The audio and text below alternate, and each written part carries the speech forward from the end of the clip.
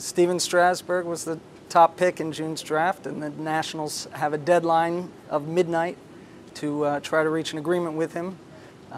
They've made an offer, they say, that's higher than any guaranteed contract ever given to a player taken in the amateur draft, and he has yet to accept it, and everyone expects this to go right down to the wire. Nationals president and part owner Stan Kasten has avoided talking publicly about these negotiations, but he did do an interview with the AP on Saturday. He told me that he considered it a, quote, very real possibility, unquote, that Strasburg might not sign a deal by the deadline with the Nationals. Kasten said that he and other members of the team's front office came away quite impressed with Strasburg during their face-to-face meeting a little more than a week ago in California. But Kasten also emphasized that if Strasburg's agent, Scott Boras, is going to try to change the way forever draft picks are looked at in terms of value and how much their contracts should be worth, then there very well might not be a deal that could be reached here.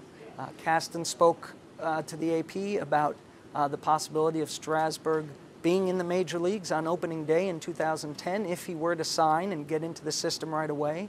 And he said he likes the player. He realizes Strasburg is more than just a draft pick. He called him a special player. The Nationals acknowledge that he is a top prospect, but they also make the case that they don't want to spend so much money that it sets a precedent and throws the system completely out of whack. There seems to be one basic issue here: money. Boras has not publicly stated a figure that he's seeking, and the Nationals have not said exactly how much they've offered, but Stan Kasten did tell the AP Saturday that they've made an offer that would make Strasburg the highest paid guy coming out of the amateur draft. It would offer him more guaranteed money than anyone's ever received before. The record to date was the $10.5 million that the Chicago Cubs gave Mark Pryor, who was the second overall pick in 2001.